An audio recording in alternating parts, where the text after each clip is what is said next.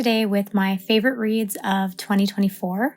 There are timestamps below for each month if you want to jump around, and all the series titles will be listed out in my video description. So in 2024, I read over 1,400 volumes and books. So this includes volumes of manga, light novels, doujinshi, and entire seasons of manhwa. If they didn't have a physical release, I counted the seasons as volumes. I also last summer got into classic literature by some of the writers that inspired Bungo Stray Dogs characters. So the count includes novels, novellas, short stories, and essays from those reads. I stopped doing monthly reading logs on YouTube in 2023, but I still log every single book I read and review every single title that I read in my Instagram stories, and I save them by month in my highlights. I've heard that Instagram is changing the way story highlights are going to be archived, so I really hope I'll be able to continue bundling my reviews by month, as I've been doing for the past 2.5 years already. But for my favorite reads of 2024, I chose only new reads, so I didn't include any rereads that might have otherwise been a favorite of the month. So I wanted to mention a handful of honorable mentions that I read in 2024 that I really loved but were rereads. Love of Kill, a josei action series that I really love. One Piece, a shonen adventure series following pirates. Love Nest, a forced cohabitation BL with two main characters who are afraid to love because of their past traumas. Love Nest is currently my favorite BL series. Given, a music series that follows a group of guys in a band together. Black or White, a drama series following two actors who seem like complete opposites.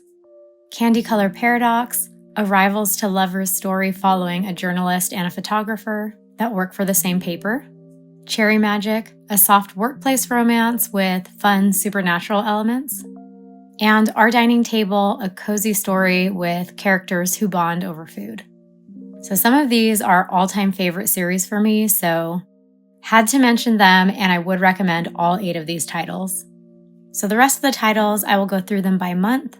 Some months I had a couple reads that I really enjoyed, so those months I have more than one title. But for each title, I'll give a little plot description and put up on the screen screenshots from my Instagram stories, my in-the-moment thoughts as I was reading, and my immediate post-read review stories and posts, as that is currently the platform and the method that I track and review all of my reads. So here we go. In January, my favorite read was Laughing in Purgatory. This is a 14-volume prequel to the series Laughing Under the Clouds, which was one of my favorite December reads from my 2023 favorites. This prequel is set 300 years before the events in the main story, when the ancestors of the Kuma brothers battled with Orochi.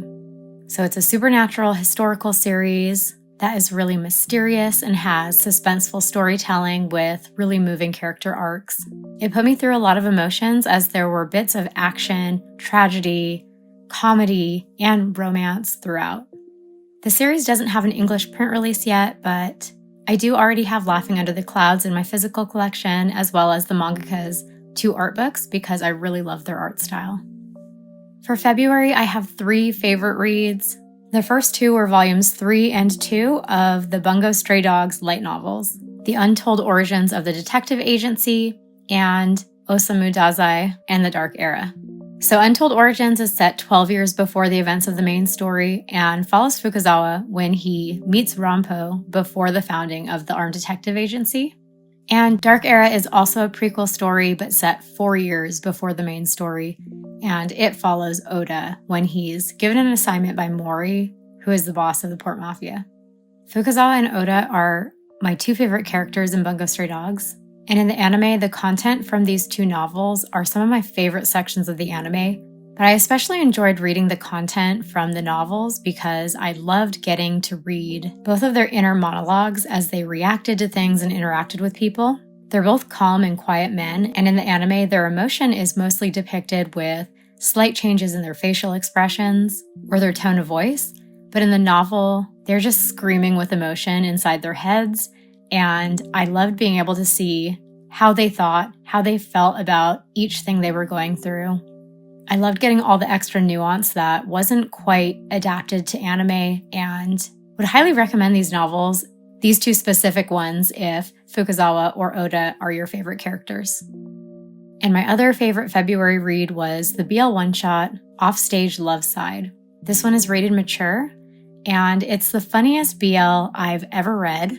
I enjoyed it so much that I reread it multiple times through the year. It follows an idol who re-encounters his first love when his first love is assigned to be his bodyguard. There are some funny misunderstandings, but more so their personalities and dynamic together is what made the story so funny and enjoyable.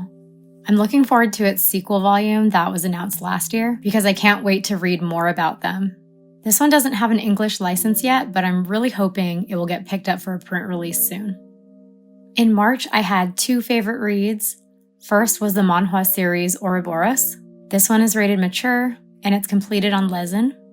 This read hit me really hard, and it's another that I reread the series again later in the year to experience the pain again. It follows a police officer who is kidnapped the week before his wedding by his future brother-in-law and is assaulted repeatedly during his confinement, and it ruins his life. The entire series follows his journey to recovery, which is really challenging because of his feelings of worthlessness and what he's lost and the trauma it left him with. There are dark themes, so definitely check out the tags and trigger warnings before getting into it. My other favorite read of the month was Omniscient Reader's Viewpoint. I binged the series on Webtoon and really enjoyed it. I was hooked from the start and really liked the main character. It follows an office worker who has been reading an unpopular post-apocalyptic web novel for years since he was a teenager. And the day that the web novel ends, the storyline of the web novel starts happening in real life. It's really suspenseful, and I really like the humor in it. So I'm excited to read more of it as it continues. Since I caught up last year, I haven't been following it because I think I'd like to reread part of what I've already read and then have a good chunk of chapters to binge through again. But I do really like this story and I'm excited to read more of it. The novel is completed, but the manhwa is ongoing still as it's being adapted. In April, I had two favorite reads. First was the manhwa series Legs That Won't Walk. This one is rated mature. The main story is completed on Lewellyn, and the side story chapters are ongoing. It follows a boxer who retires because of his injuries, who then finds out he's responsible for paying off his father's debts. He becomes entangled with gangsters as he tries to make ends meet to pay his debts. I really like the three main characters in this series. They all have really compelling character arcs and moving backstories that are gradually revealed as the story goes. Unsurprisingly, there are dark elements as there is gang violence in addition to explicit content, so check the tags before getting into it. But this is a favorite series. Immediately after reading it, I added it to my top 10 BL series, and I've been requesting it for future licensing ever since I finished reading it. I would love to have this series in English print. And my other favorite read of the month was the manhwa series Taming the Tiger. This one is completed on Lewellyn, also rated mature. It's a historical set series that follows a rich swordsman who is feared because of his skill, but disliked because of his attitude. He hires a butcher to work in his home, and they have an unbalanced physical relationship with each other, but I love how their dynamic shifts as they start to rely on each other more. As with other Brothers Without a Tomorrow titles, there are surprising twists and looming conflict. I had a bit of a reading hangover after finishing this series because the ending hit me really hard emotionally. I cried so much, but just really enjoyed the storytelling. I saw that Taming the Tiger just got a physical release in German, so I hope we'll see some Brothers Without a Tomorrow titles soon in English print too. For May, my favorite read was the manhwa series Murderous Lewellyn's Candlelit Dinner. I went into this one blind, and it was not anything like I was expecting it to be.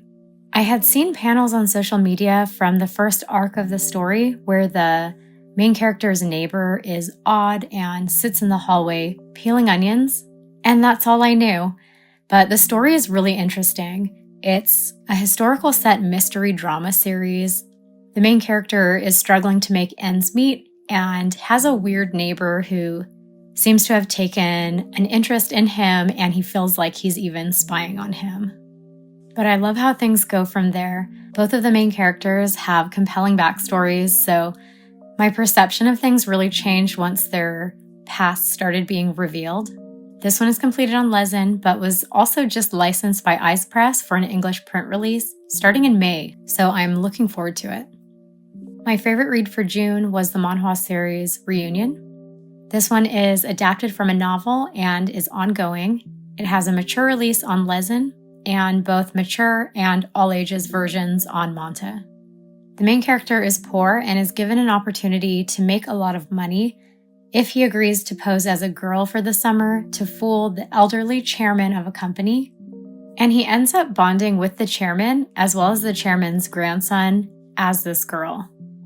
The story is a little complicated because it switches from the present to flashbacks of that summer. But as long as you can keep the past and present straight, it's a really interesting story. I read through season 2, but I'm planning to wait to start season 3 until the mature version has completed the 3rd season so I can reread seasons 1 and 2 and then binge season 3. Because while I am really invested in the story, this is one that I think will be hard on me to wait between chapter releases. For July, I had 2 series that were favorite reads. First, What Did You Eat Yesterday? So that main story, but also the mangaka's doujinshi, Kenji and Shiro-san. I had read some of What Did You Eat Yesterday in the past, but as a binge reader, I got burnt out reading it because of the routine slice of life chapters, that every chapter would circle back to a recipe and a meal. But last summer, I stumbled upon the mangaka's R18 doujinshi that is canon to the all ages main story, and it filled in all the gaps in the relationship for me. While the content is spicy, it includes really mature conversations about their relationship, and they are really vulnerable, confronting their insecurities together. It made their relationship in the main story more compelling to me, that they weren't just a platonic set of roommates that ate meals together. I'm so glad I found the mangaka's doujinshi because I've been obsessed with this series and the dynamic between Kenji and Shiro ever since, and I've been reading through the main story since reading her doujinshi. I have been pacing myself slower reading it though, so that the formulaic chapter build doesn't get old, but I do enjoy cooking, and now I really love these two, so I'm having a lot of fun reading through the series. And then the other favorite read for July was the manhwa series The Ghost Nocturne. This one's rated mature, ongoing on Lewellyn. Since reading the series last July, I've been following the new chapters, and the story is into season 3 right now. This is a historical set series with supernatural elements. One of the main characters is a prince, but is haunted by ghosts, and the other main character is the son of the king of the underworld, but is sent to live as a human for a period of time as a punishment. So the beginning of the story has non-con and dubious consent, but both of the characters have really good development, and the story becomes really romantic as it goes. I really like both Jason and Nook. This story does make me really anxious because everything is really high stakes. There is impending danger and conflict, so I prefer to wait and just binge season 3 when it ends, but I don't want to be spoiled on social media when something happens, so I've been keeping up with it. For August, my favorite read was Rascal Does Not Dream of His First Love, which is volume 7 of the Rascal light novels. I watched the anime years ago and finally got into the novels last year that the anime is adapted from.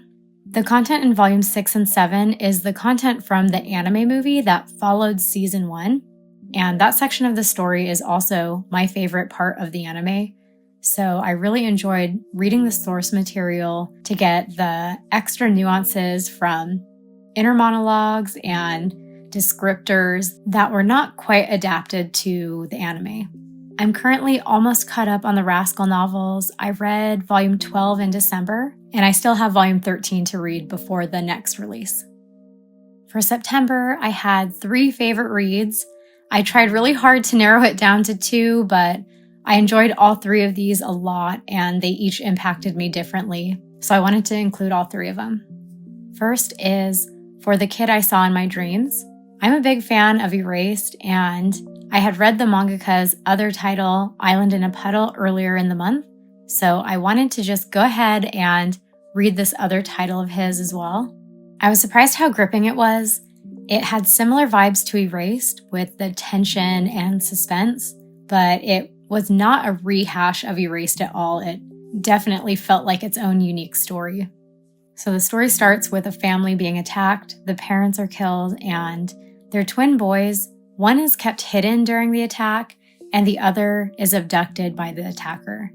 And most of the story follows the twin that was left behind in his late teens now, who is now living his life for revenge, trying to track down the attacker who abducted his twin brother. There are some supernatural elements too that deepen the bond between the twins that I liked, and there were so many twists that I didn't see coming, and I really liked the ending. The next title, Navillera, Like a Butterfly. This one is completed on Tapas. It follows a man who has just turned 70, one of his friends has just died, and he starts thinking about what he wants with what remains of his life, and he revisits a dream he had when he was younger to learn ballet. I really like the storytelling in this series. It follows this older man as he faces conflict from his family members who oppose his decision, partially for his health, worrying that he'll get hurt, but also for their own reputation in the town they live in. They're embarrassed, thinking that an old man has no place in ballet and not even really acknowledging it as a man's sport. The story also follows from the point of view of a young man who is a struggling athlete who has talent but is discouraged because of his circumstances. But I really loved that the story was full of really meaningful conversations and lessons about goals, dreams, someone's rights, facing old age and health problems, friendships, mentors, familial piety, especially between aging parents and their adult children. A lot of really realistic and impactful interactions, and I'm really glad I read this one. And then Hat Atellier was another favorite read of the month. I wasn't sure what to expect with this one because I'm not typically inclined to read a supernatural series about witches, but this was a favorite series of a couple of my friends, so I wanted to read it for myself and see what I thought of it. And obviously, since I'm here talking about it as a favorite, I did enjoy it a lot. I really like the Knights Morales. They are not antagonists, but often they are presented in an antagonistic way, and I really liked the bits of conflict they have with Kifri's way of thinking and reasoning because of the ongoing themes of right and wrong. Even the Brimmed Caps, though some of them are more villainous than others, think the wrongs that they do are for the greater good. My favorite character is S or Is. I'm not sure how to say his name until the anime airs. I've been saying S, but I don't know if that's right. But I look forward to hearing it pronounced in the anime. I really love his relationships with his crew, his composure and dedication, and in the latest chapters, his kind of inner turmoil. I'm so excited to see more of his backstory revealed. I feel like it's coming soon. And of course, I really like his character design. Another character I like a lot is Dean Reldy. I'm not sure if I said that right either, but the Dr. King. I really like his character. I'm also really invested in Galga and Atworth's situation, just how it will turn out, and the current developments with Dagda. There's so much uncertainty right now. The entire festival arc has been really suspenseful. So I've been following chapter by chapter since I caught up, and I'm really excited too to see how the content is going to be getting adapted to anime and to see the Japanese voice cast lineup. For October, my favorite read was the manhwa series Lovesick Dog. This one's rated mature. The main story is completed on Lewellyn, but the side story chapters are ongoing. This series was on my radar since reading Ouroboros earlier in the year, and I'm glad I got around to it because I really loved this one. It's another one in my top 10 BL now. I went in blind and it was not what I was expecting after only having seen the kink in the official art and remembering the dark themes in Ouroboros. But it was actually very cozy and warm. Those were the vibes I got reading it. It does become quite spicy, but not until toward the end of the first season. It kind of builds up to it. But I really like both of the main characters and especially like each of their character arcs. I love this creator's art style, and since the story follows them as time passes, their designs gradually adjust, like their hair length and the way they style their hair, and the demeanor on their faces as they get used to the different environments that they're in. Gorgeous art style, fantastic storytelling. There's a lot of buildup of tension, so I was really uneasy through sections of the story, but I really liked how the drama arose and how it was addressed and dealt with. I'm planning to read it again this spring before I get into any of the side story chapters, and I'm really looking forward to it. In November, my favorite read was Naruto. I read through the whole series the last 2 weeks of the month on the Shonen Jump app.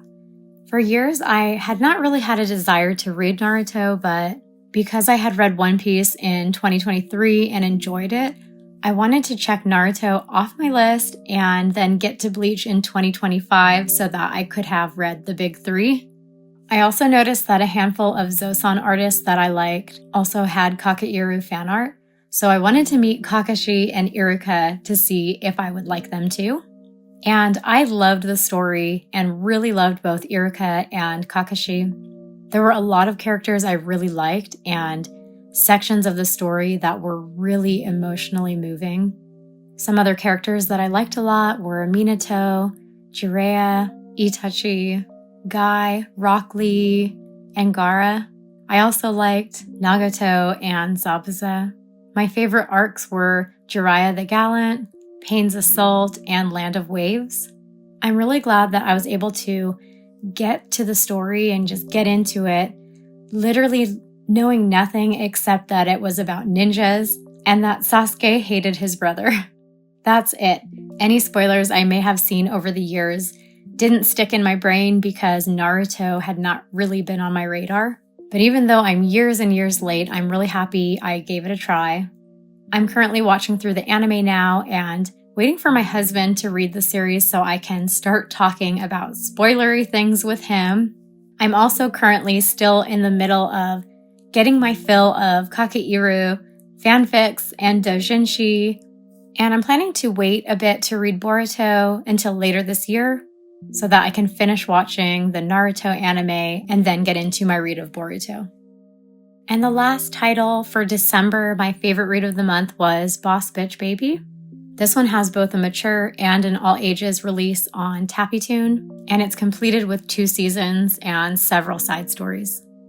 This is another one I went into blind just to check it off my list because I had had the title on my radar for a while, but I ended up really liking it. It follows a guy who is poor who finds himself responsible for his brother's debts and is being chased by loan sharks when this other man who is rich and happens to be a former fling of his wants to hire him as an object to satisfy him whenever he wants. So this is definitely a cliche trope, but it was interesting because the roles were reversed. The poor man who is in debt is the top in the relationship, and then the rich bottom is the one who's wanting to hire him for his body. But I really liked both of the main characters. They have very different personalities and reasoning, but they both love in an obsessive way. They've both been hurt in the past and are lonely and just are starving for love. And I loved how their relationship developed. Honestly, it's not a healthy relationship. It is a bit toxic as they both have red flag traits, but I like stories with obsessive partners who are overly affectionate, so I really liked it. The creator of this series has another story that has been getting a lot of hype lately, A Room Without Space. So I hope some of their work will get some attention from a publisher and get licensed for an English print soon. Okay, so those were my 2024 favorite reads. And then at the start of 2025, I listed out some of the series I want to read this year. I make a monthly TBR every month, but this is my annual TBR. A lot of titles that I've thought, I'd like to get to this at some point, but I still haven't gotten to them. So gonna try to work them into my monthly reads through the year. I'm excited to get to them. If you've read any of my 2025 TBR titles, let me know what you think of them, if you think I'll enjoy them. And if any of my 2024 favorites are some of your favorite series as well, let me know in the comments. I'm not sure how long this video is going to wind up being, but thank you so much if you stuck around to the end. Thanks for watching, and I'll see you again soon in another video.